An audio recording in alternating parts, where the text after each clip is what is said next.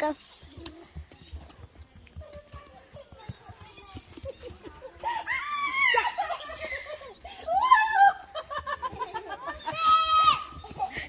ወይ ጉድ ወይ ፋሲካ ምን ነክቷት ነው ግን አውቃችኋታል? የልጆች እናት መሆነሽ ነው። ወገብሽ እኮ አይችልም እንዴ? ምን ነካት እቺ ልጅ? ጭራሽ አህያ ላይ ኧረ ኑሮ። አሰላሙ አለይኩም ወራህመቱላሂ ወበረካቱ። ሰላም ሰላም ምርጦች እንዴት ናችሁ? ሰላም ናችሁ? ዛሬ እንግዲህ ፋሲካ ናት በአህያ ብቅ ያለችው። ምን ነክቷት ነው? ኧረ ምን ሆና ነው እንዴ? አልዳነችም እኮ አልዳነችም። እና በነገራችን ላይ ይመስለኛል ወደ ምን ነበር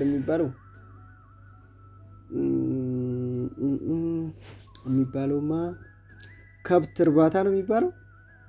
ወደ ከብት እርባታ የገባች ይመስለኛል። ምክንያቱም ፍየሎች ምናምን ይዛለች። ዛሬ ደግሞ ያው አህያውንም ዘብታ ነው የመጣችው። በነገራችን ላይ የልጅነትን ጨዋታ ያስታውሳል። በልጅነት ስንቶቻችሁ ናችሁ በአህያ እርግጫ የተመታችሁና ለምሳሌ በአህያ እርግጫና ማለት ነው አህያ እንደዚህ ልክ እንደ ፋሲካ አህያ ዘብታችሁ አህያ የጣላችሁ ሰዎች ኮሜንት ላይ አድርጉ። ያልወደቀ ሰው የለም ብዬ አስባለሁ። ሁላችንም ከአህያ ላይ ወድቀናል፣ አህያ ላይ ወጥተናል። በጣም ያሳቀኝ ጨዋታ ደግሞ ምን መሰላችሁ? አንድ ታሪክ አለ እኛ ሰፈርና እስካሁን ትዝ ሲለኝ እስቃለሁና ማን ነበር አያታችን ትዝ ይለኛል። ምን ይሉን ነበረ? ጥርሳችሁ እንደ አህያ ጥርስ እንዲያምርላችሁ ቀጥ ብሎ እንዲያድግላችሁ አህያይቱን ሳሙ ብለው አህያ ያስሙን ነበርና እንደዚህ ያደረጋችሁ ሰዎች አላችሁ። ግን እኔ ስላሳለፍኩኝ ነውና አህያ ከሳማችሁ ማለት ነው ያው እንደ አህያ ጥርሳችሁ ያምራል ይባልና አህያ ይሳም ነበረ። ይህስ ታሪክ በእናንተ አለ በሀገራችሁ? ሳትደብቁ ነው ታዲያ። የምሬ ነው እንደዚህ እንባል ነበርና እና ፋሲካ እንግዲህ ማሻአላ ተበረከላ ሀገር መታ እንግዲህ ማሻአላ አሁን ጠንክራለች። ጠፍታ ነበረ ያው ብቅ ብላለች። ባሏ ጋርም ደህና ሆናለች ማሻአላ። ደስ የሚለው ልጅ ያለው ሰው ከባሉ ጋር ሲሆን ነው።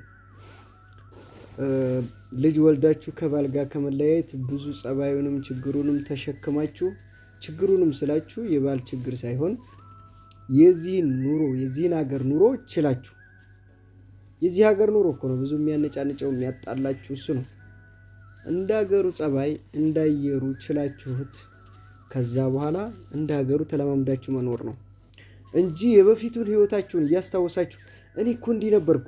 ዱባይ የነበራችሁ ጊዜ ለምሳሌ ነፃነት ካላችሁ በነፃነት ጊዜ በቃ የሚሰማችሁ ስሜት እዚህ ጋር ማምጣት የለባችሁም። አሁን ልጅ ወልዳለች፣ ከአንድም 3 ወልዳለች።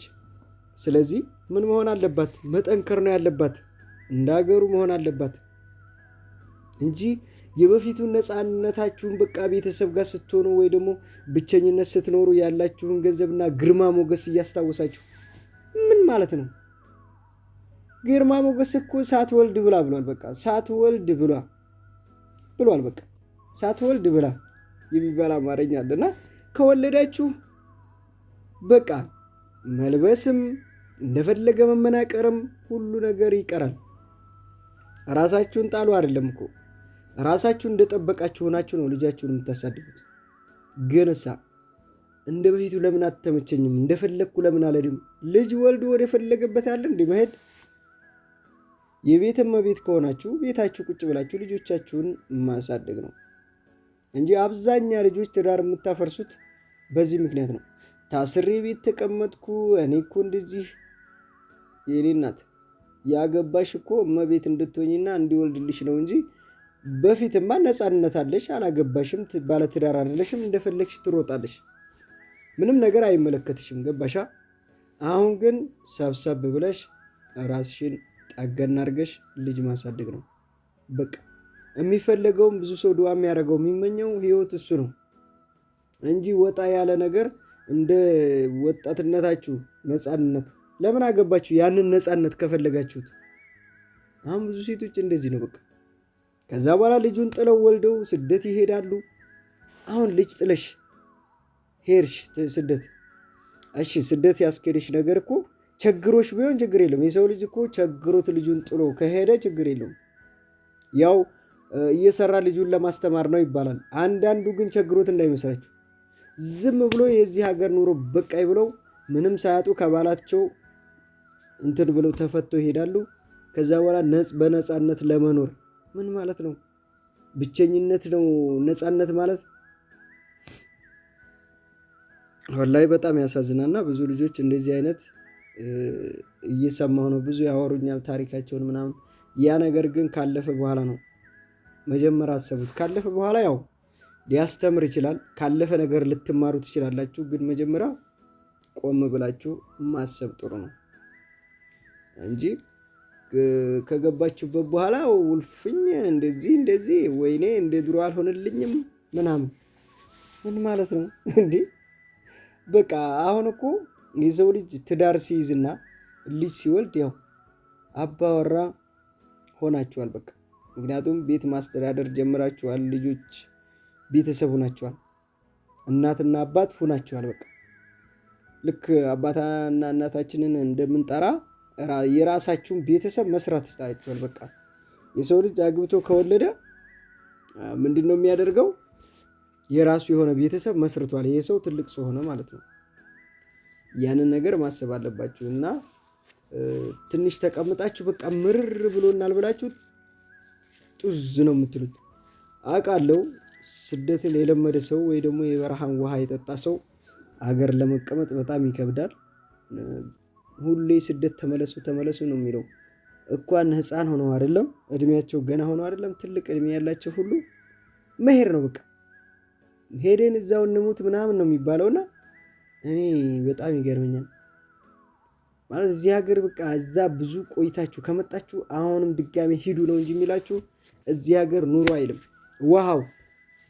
ያን ነገር ግን እናስተካክል በመመካከርና አገራችንን በመልመድ ልክ እንደ ፋሲካ ጀግና ሁኑ ለማለት ፈልጌ ነው።